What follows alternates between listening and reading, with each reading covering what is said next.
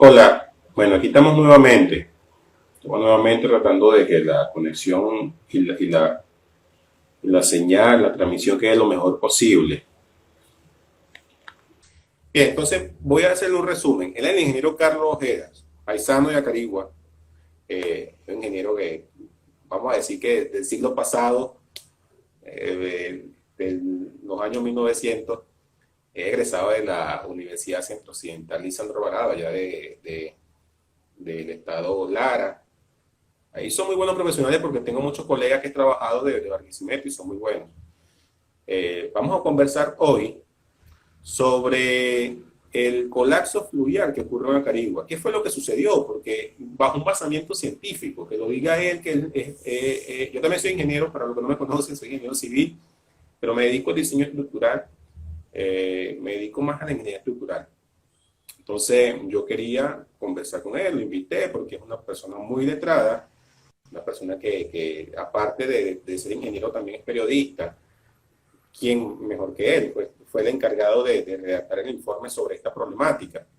Y él tiene experiencia en diseño estructural, en sistemas hídricos, en todo este tema, entonces maneja bastante. Yo solamente me englobo o me enfoco en diseño estructural, entonces no quiero decir que no conozca el tema, sino que él puede conocer mucho más que yo. Entonces él conoce todo el sistema de drenaje de Acarigua-Araure. Yo no lo conozco tan a la perfección.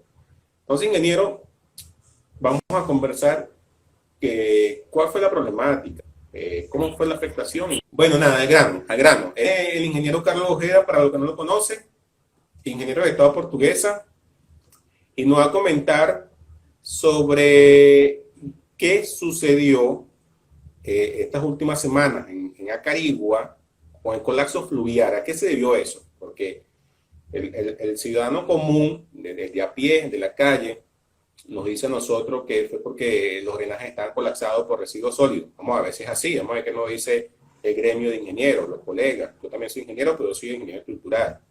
Me preguntan cualquier cosa de estructura, posiblemente responda, pero de drenaje y eso, no tanto como él pudiese responder. Muchísimas gracias por tu invitación y un saludo a todos los que están conectados. El 27 pasado hubo una lluvia que podíamos catalogar incluso de normal en este estado llanero, como en toda la zona del llano venezolano. Aquí las pluviometrías son grandes cuando llueve, no son continuas como en los estados merideños, que es poca pero constante.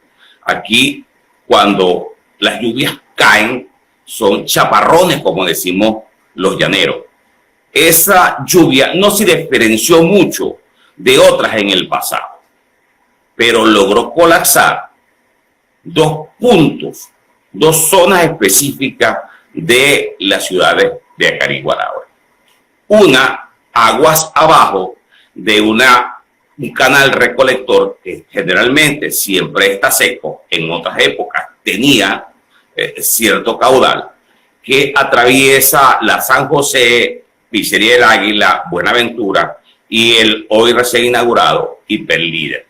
Y otra zona que es al final de la quebrada Araure, que es la quebrada recolectora, no solamente que existe desde hace muchísimos años, y es un naciente que tenemos en la zona alta de Araure, sino que ella es recolectora y transportadora de todas las aguas pluviales de los límites geográficos entre Acarigua y Araure. Entonces quiero primero decir que el colapso de esas dos zonas me llamó mucho la atención, porque no hubo inundación, por ejemplo, en las zonas más bajas de la ciudad, como son la parte de Durigua, como son la zona sur, que carece totalmente de drenaje. Entonces, no fue una lluvia tan voluminosa para que colapsara de esa manera esos dos puntos específicos. ¿Qué fue lo que en realidad pasó? Bueno, desde hace muchísimos años, los diseños de las vialidades, de las obras de arte dentro de la ciudad, las hacen los alcaldes y los gobernadores. Han desechado en la participación de los profesionales de la ingeniería. Esto sucede desde cuando el Comité Organizador para la Reforma de Estado, la COPRE, le entregó recursos a los gobiernos regionales, bien sea a las gobernaciones y a las alcaldías, y les entregó cierta libertad de ejecución en la vialidad, en los servicios sanitarios, en los servicios educacionales. Y los gobernadores empezaron a gastar y a invertir por pequeñas áreas sin realizar los proyectos como realmente se deben hacer. Si vas a hacer una avenida, tienes que hacer los cajones como dice la ingeniería, tienes que hacer las previsiones necesarias en los sistemas cloacales, tienes que poner las tuberías adecuadas para el crecimiento de la ciudad en acueductos y, por supuesto, tienes que hacer las obras de drenaje que recolecten las aguas que vienen de la parte alta para conducirla hacia la zona baja. Entonces, el no haber una planificación macro en ninguna de las áreas de servicio, ingeniero, en ninguna, ni en cloaca, ni acueducto, quizás la parte de electrificación, porque no se le cedieron a los gobiernos regionales, sino que siguió centralizado a través de las corporaciones regionales de electricidad, Corpo Oriente, Corpo Occidente, etcétera, etcétera. Pero, sin embargo, las gobernaciones y las alcaldías comenzaron a hacer placas, comenzaron a hacer puentecitos, comenzaron a hacer avenidas, comenzaron a hacer cajones de paso en las áreas rurales. Sin un estudio, sino que vamos a hacer un cajón de 3x2 y le damos una altura de unos 50. O sea, los diseñadores eran los mismos gobernantes electos por voluntad popular o designados por el gobierno de turno. Por supuesto, llega el momento en que todo ese sistema improvisado tiene que fallar en alguna parte, tiene que reventar quizás en el punto más débil. Donde se produjeron estos dos conflictos, que yo llamo conflictos porque no fue general, justo fue por no prever. Y yo envié una foto en el informe que mandé, que está, lo puedes enviar a todos los profesionales en donde estén, en Acarigua, en Colombia, en Venezuela, porque es un informe muy específico, donde tú ves un canal que tiene 4 metros de sección y lo mandas por una tubería de 1 por 1 o de 1,50 por 1,50, sin ningún tipo de transición y sin ningún tipo de estudio. Por supuesto, con una precipitación tan voluminosa y tan rápida, por supuesto que los sistemas agua abajo colapsaron. ¿Quiénes colapsaron? Las nuevas edificaciones no, porque se hicieron a una altura adecuada, las que estaban adyacentes. Y ahí, ese fue el gran problema. Te dejo unos minutos. No, pues tiene sentido porque obviamente que las edificaciones antiguas hacen una planificación a futuro con cierta topografía, y si viene una edificación nueva donde cambia lo que es el nivel de acabado o de drenaje, obviamente que el agua va a migrar para las partes más bajas, y eso es lo que puede pasar. Obviamente que la edificación es nueva porque un maestro, un técnico, por ser lo más sensato para ellos, van a subir. Lo voy a subir, si no conozco bien la planificación.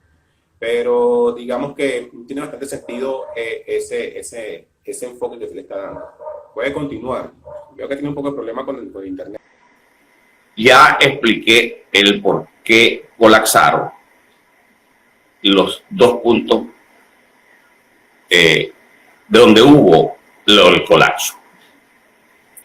El mal diseño y la poca continuidad que se le ha dado a las obras de drenaje lograron hacer cuellos de botella, por llamarlo de esa manera, y estrangulando el cauce de las aguas pluviales. Lo que es que las obras se le diseñen los profesionales en cada una de las áreas. Yo puedo diseñar un canal que me recoja las aguas de una parte aguas arriba.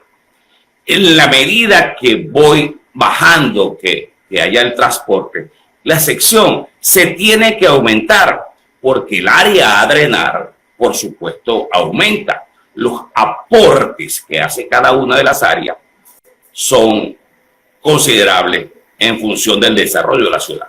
Quiero también decir eso.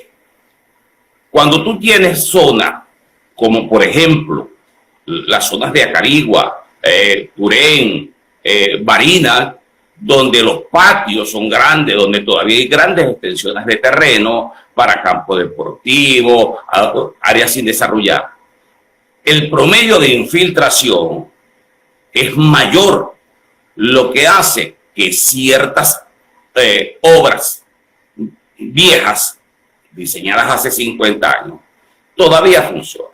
En la medida que haya más desarrollo urbanístico, que las áreas de infiltración disminuyan porque se hicieron más carreteras con asfalto, se hicieron más edificios con patios, con estacionamientos de concreto, y los patios de las casas sean menores, pues las áreas a drenar arrojan más escorrentía que a los canales recolectores. Entonces, todas esas condiciones, si no se prevén con tiempo, por supuesto, hará colapsar cualquier obra de arte que se haya diseñado años atrás. Y esto no solamente vale para los drenajes, esto vale para los acueductos, esto vale para las cloacas. ¿Por qué no se ha hecho? Vuelvo al pasado. Desde que le dieron los recursos a las gobernaciones, no hubo una oficina de proyecto que interconectara las regiones con los organismos centrales. Es así como el MTC, el Ministerio de Transporte y Comunicaciones, diseñaba carretera en función de unos años de servicio y con un futuro crecimiento. Un ejemplo de ello es la autopista José Antonio Páez, donde se dejan 2 canales previsivos con unas cunetas centrales para crecer en un futuro hacia adentro con un tercer canal, de manera que sea mucho más económico construir ese tercer canal a cada lado, complementándolo con sus puentes, con sus cajones centrales. Entonces, fíjense cómo cuando los profesionales de la ingeniería diseñan obras de ingeniería, toman en cuenta los años de utilidad y cómo va a crecer dentro de 50 años, dentro de 60 años, las autopistas. El caso de los cloacas es grave. Todo el mundo hace urbanismo y todo el mundo hace cloacas en los barrios, con tuberías de 10 y 12 pulgadas. Ese es el libreto que se sabe. No hay una tubería recolectora por ciertos sitios estratégicos que desalojen las aguas servidas hacia las zonas más bajas. Por supuesto, con tuberías de 12 pulgadas en el centro de la ciudad, cualquier cloaca colapsa, porque eso alcanzaría una tubería de 12 para una población aproximada de 5.000, 6.000 personas, 100 casas, 200 casas. Cuando tú tienes una densidad mayor, como la tienen los centros de Araure, los centros de Acarigua, el centro de Barquisimeto, el centro de Barida o la ciudad del Táchira, de San Cristóbal, tienes que ya ir pensando en tuberías mucho más, de más dimensiones. Tienes que tener tuberías de 36, 42, 60 pulgadas. Esos números a la gente no les suenan, porque nunca los han visto, porque según su limitada cognición en la parte de ingeniería, le llega hasta 12 pulgadas, le llega en la estructura hasta 4 cabillas de media, le llega en los acueductos hasta tubería de 4 pulgadas y por supuesto le llega en los drenajes hasta unos canales que lo que tienen es 1,20, 1,50 por 1,50.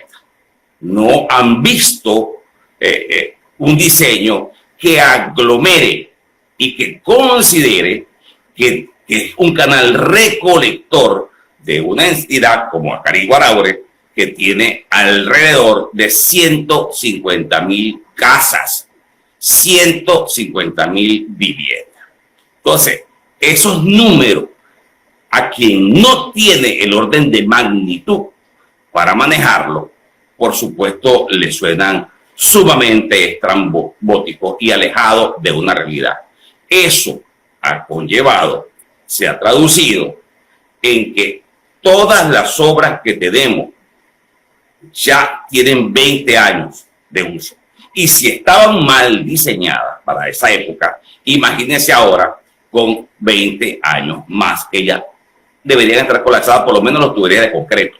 Ya son obsoletas, completamente obsoletas, por lo menos la de 10, 12, 15 y hasta 18 pulgadas. Las otras pues ya tienen un concreto diferente, un armado diferente y tienen una vida útil un poco más larga.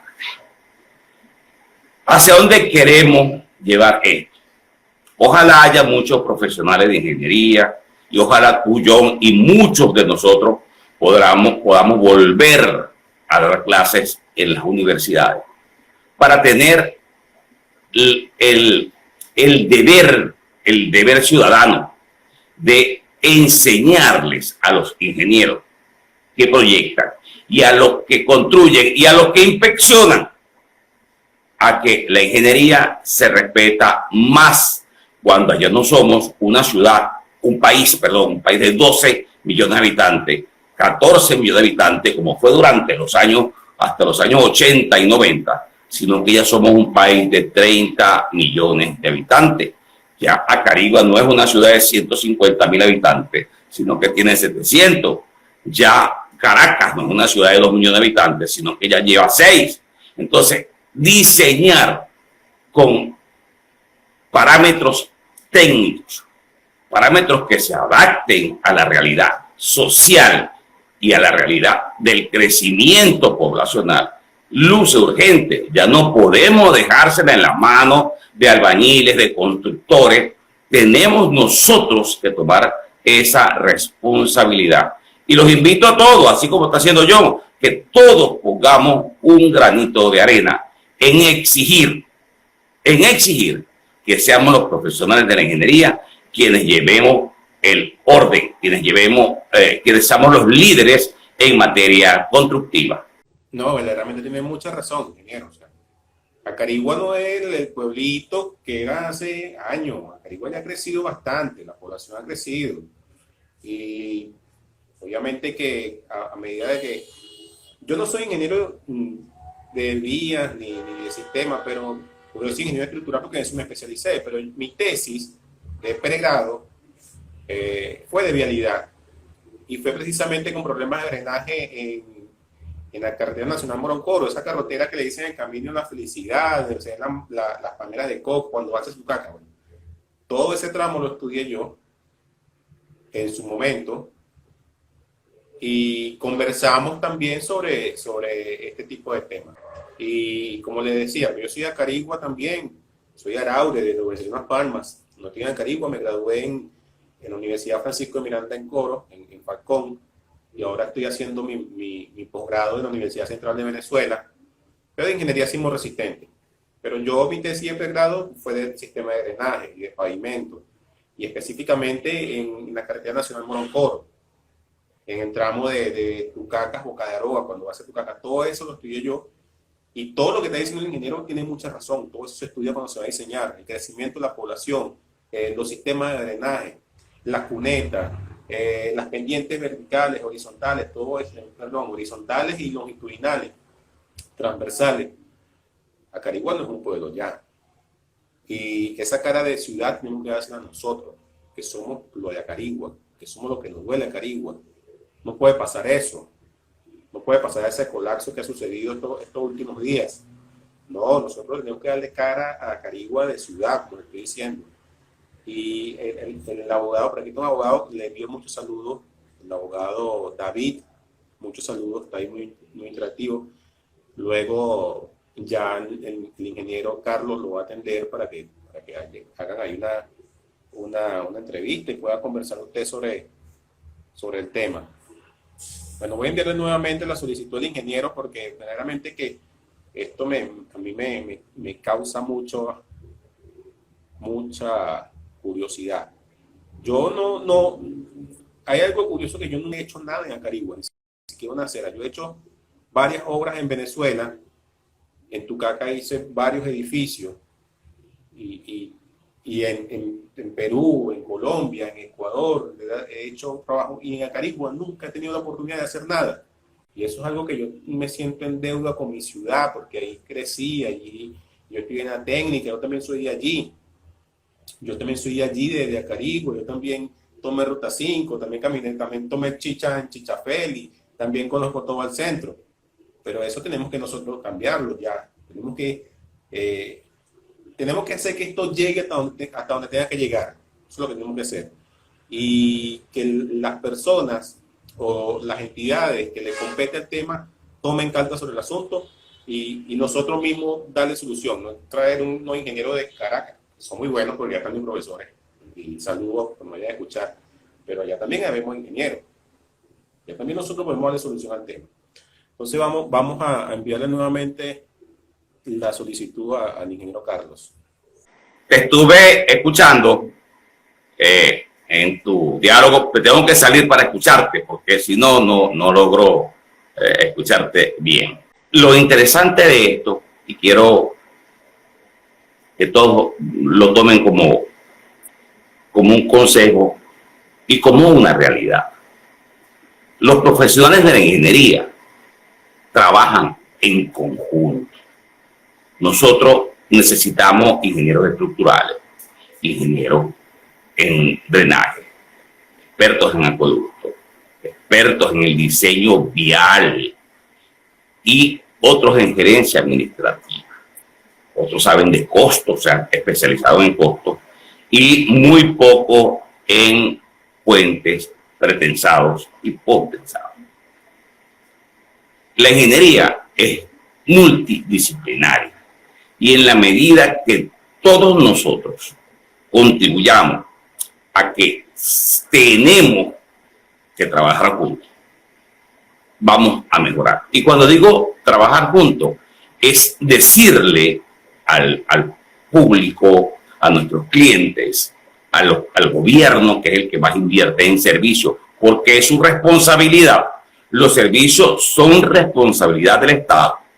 Cloacas, acueductos, drenaje, electrificación, vialidad, servicios sanitarios y todo aquello que abarca lo que es responsabilidad del Estado. A ellos tenemos que decirle, tengo que decirle yo, tienes que decirle tú, yo, tienen que decirle los ingenieros que trabajan ahí adentro, así tengan 1 año, 2 años graduados, ¿dónde está el proyecto? Porque esto se hizo de esta manera. Eso no se hace, gobernador, eso no es correcto hacerlo, alcalde, porque vienen todas las consecuencias. Una de las cosas que más veo común es la violación de la norma de planeamiento urbano. Violación de la norma de planeamiento urbano, y escuchen esto.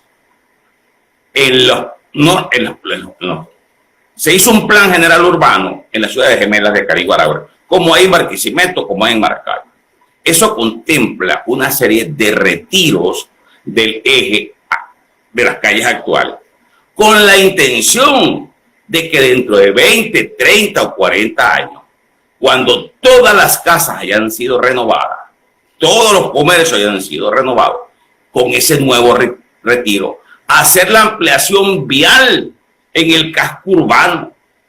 Si alguien, por debajo de cuerda o con cierto poder político o económico, viola y construye un edificio a orillas de una acera, va a coartar que dentro de 15 o 20 años esa calle, esa avenida, sea un colapso normal en el tránsito en las horas pico. Entonces, fíjense en la importancia de cumplir y hacer cumplir las normas, todas, en la parte de arquitectura, en la parte de ingeniería. Se han construido en esta ciudad miles o cientos de edificios sin estacionamiento. ¿Qué pasa entonces?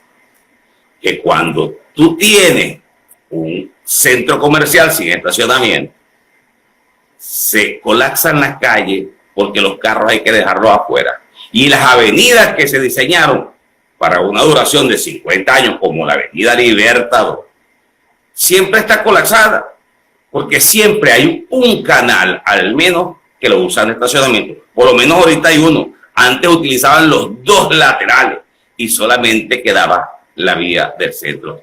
Salve Dios que se accidentara un bus de transporte público. Entonces, una avenida que se diseñó con 3 canales o que se diseñaron con 3 canales, como la avenida Alianza, como la avenida Libertador, para facilitar el flujo de las personas que asisten al centro y en la parte comercial, pues tienen y viven un eterno ruido de corneta, porque no es lo mismo la capacidad de 2 canales que la de 3. Inclusive no me van a creer, pero ese canal más duplica, ese canal adicional, el tercero, duplica la capacidad vial en cuanto a tráfico. Entonces fíjense cómo la gente, sin saber, los mismos fiscales, los mismos alcaldes, sin tener ese conocimiento, dice, bueno, le quitamos un tercio, no es un tercio, le están quitando la mitad de la circulación. Es como quien piensa, John, que vamos a sustituir una cabilla de 1 pulgada por 2 de media. Por Dios, media y media da 1, pero en área no da. Entonces, ¿quiénes saben eso? Solamente nosotros que estudiamos para eso. Pero eso es muy común que tú veas un albañil que diga, bueno, si tiene una cabilla de 1 pulgada, le ponemos 2 de media, que es lo mismo. Fíjate que no es lo mismo, y tú lo sabes porque tú eres experto en eso. Son 4 cabillas de media lo que dan 1 pulgada. O sea, que tampoco saben que ese canal adicional duplica el tránsito. Tampoco saben que hacer un estrangulamiento en un canal de drenaje ya le quita la capacidad aguas arriba a ese canal grandote que tenían.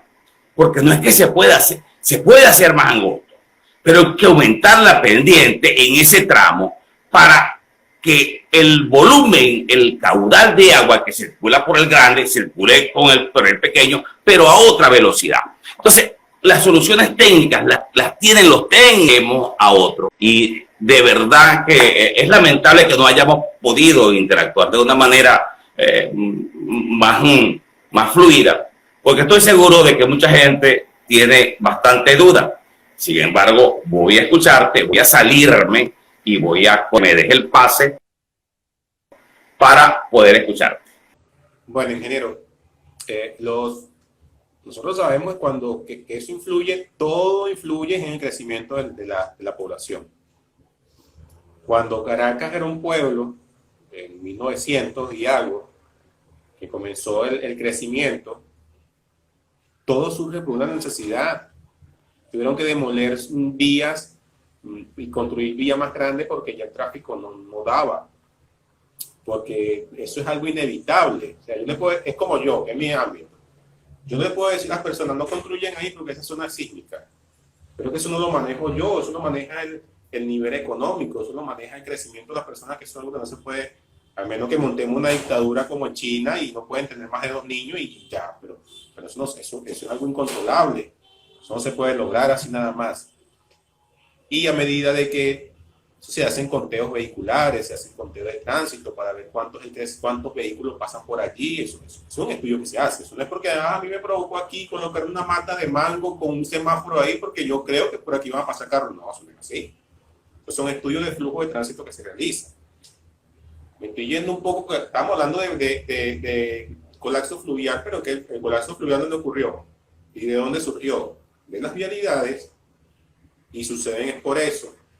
Cuando se va a construir un edificio, bueno, por aquí anda un abogado, pero para la persona que no sabe, cuando se va a construir un edificio, hay un permiso donde uno tiene que ir, en Venezuela tiene que ir con esos permisos para que la empresa adecuada te apruebe.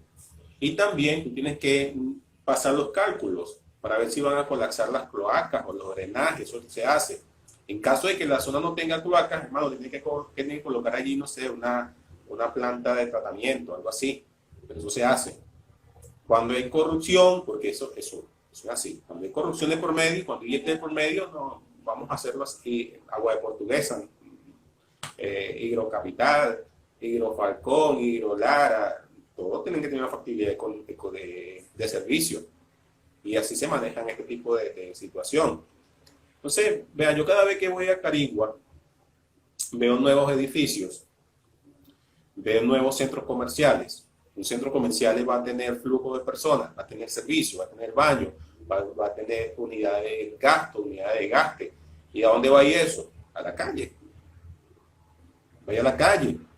Obviamente que eso también va a tener una recolección de agua fluvial, que también tiene que tener dirección. Y hermano, si nosotros seguimos con un tubito de 12 pulgadas, como dice el ingeniero, su familia, las personas que me escuchan que no son técnicas, su familia, hace 20 años era un número de tantas personas. Y ahora son más personas, incluyendo los niños, y lo que ya están extintos, pues lo que ya no metiendo a ellos, pero son más numerosas las familias. Y así también sucede con las ciudades. Si en algo micro, que es su hogar, hay más personas, imagínense cuántas personas no hay en una ciudad como Acarigua-Araure, que no es una metrópoli, que no es Valencia, pero también hay servicios y ahí está. Esto no puede suceder. Eso es lo que nos está diciendo que estamos atrasados en niveles de servicio. Pero vamos a escuchar nuevamente al ingeniero porque él tiene otras cosas por ahí que decir en función de este tema también. Como tenemos problemas de conexión, él tiene que salir, se va a ingresar para que yo pueda decir lo que yo pueda decir, porque tampoco soy experto como era en el tema. Yo respeto el conocimiento de cada profesional. Yo no puedo opinar más que una persona que tenga más conocimiento que yo en esa área. Yo puedo pensar algunas cosas, pero su opinión va a valer más que lo que yo piense. Haga con la cabeza así, ok, listo. Fíjate lo siguiente que acabas tú de decir sobre el problema de la vialidad. Esto es tan, pero tan sencillo que les voy a mostrar, no sé si se ve esto. Estudio de tráfico. Estas son unas planillitas, como pueden ver, que se llenan manualmente, personas encuestando los carros, o sea, viendo pasar los carros a la hora pico, a otras horas. Por aquí empieza un diseño vial, al igual que empieza un diseño de un acueducto en función del gasto de las personas, lo que tú acabas de decir en tu comentario. Si hacemos unos locales muy grandes, unos edificios muy grandes, el consumo de agua es superior. Y en la medida que crece la población, pues crece el gasto estimado por vivienda y por persona. También, si la gente bebe agua, por supuesto que la tiene que desalojar de su cuerpo, al igual que la comida. Crece entonces el volumen de detritos que tienen que circular por las tuberías de agua servida. O sea, llega un momento en que si tuve una cuadra que antes había 20 casas, una cuadra de 100 metros, había 10 casas por lado. Ahora hay 4 edificios de 10 pisos con 40 y pico apartamentos cada uno. Se triplicó, se quintuplicó el volumen de agua a consumir y agua a desalojar.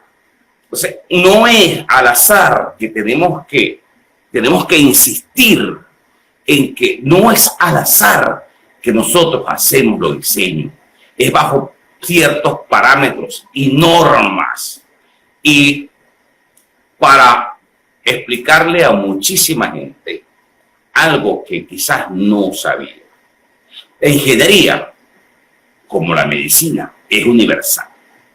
O sea, usted es ingeniero aquí, y es ingeniero en Chile, y es ingeniero en Argentina, y es ingeniero en China, porque los estudios matemáticos, las fórmula, el cómo se concluyó la resistencia de los materiales y cómo se arma una edificación, sirven aquí y sirven en todas partes. Los chinos no tienen otra fórmula diferente a la de nosotros. Los estudios de suelo que se han hecho, los mejores estudios de suelo, las mejores teorías sobre el comportamiento del suelo en el mundo, la han hecho los mexicanos. Y por una razón muy sencilla, porque ellos tienen suelos expansivos, suelos arcillosos, que le ponían la vida de cuadrito, como decían los muchachos ahorita, le ponían la vida de cuadrito con respecto a las edificaciones, ya que los asentamientos diferenciales en las obras lograban colapsar, fracturar las estructuras, la columna vertebral de un edificio. Entonces, la ingeniería es universal. Y como tal, lo que se hace diferente son las normativas en cada uno de los países.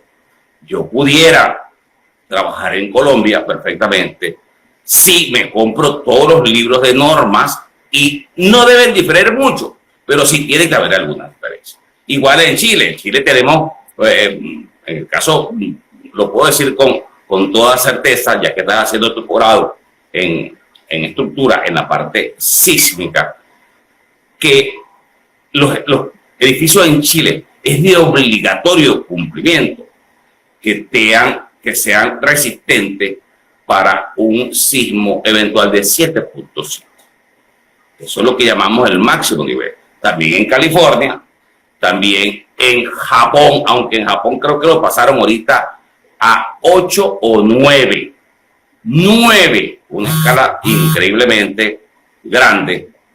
Y por supuesto que las obras tienen que tener otro tipo de metodología de diseño. Aquí en Venezuela tenemos también la norma de los sismos de 7.5, pero que en suelo llanero, en suelo apureño, pues no tiene el mismo índice de propagación ni velocidad como lo puede tener en el suelo andino. Pero eso no hace ninguna diferencia en cuanto al diseño, porque son las normas de diseño las que cumplimos los ingenieros y las que debemos hacer cumplir independientemente de quienes gobiernen o quienes sean electos en un lapso de tiempo, porque nadie va a gobernar eternamente, nadie dura 100 años. Entonces, la contribución más grande que debemos hacer, mi estimado colega, es la de difusión, la de información y, si es posible, la de servir de pedagogos para que la gente, el ciudadano común, confíe en que nosotros somos los profesionales adecuados para llevar adelante todas las obras, edificaciones y obras de servicio. Claro, claro que sí. Muy de acuerdo con usted. La ingeniería es igual en todos lados. Obviamente que hay diferencias entre algunos aspectos, pero 2 más 2 es 4 en cualquier parte del mundo. Y yo he estado en varios países ya por ahí recorriendo. He estado en varias conferencias también con temas de ingeniería en la Universidad Nacional Mayor de San Marcos, en Lima. Estuve en el 2019 en unas conferencias allí. Y no, eso es igual. Obviamente que hay mayor exigencia, como se dice. Eso lo he explicado yo muy bien en otros live. Pero si ahí está el ingeniero Jesús. Si el ingeniero Jesús hace un ensayo de corte directo en Venezuela, lo va a hacer igual en Colombia, lo va a hacer igual en Perú, en Chile, donde sea, se va a hacer de la misma forma. Pero es así, el crecimiento de la población es un problema. Es un problema desde el punto de vista técnico.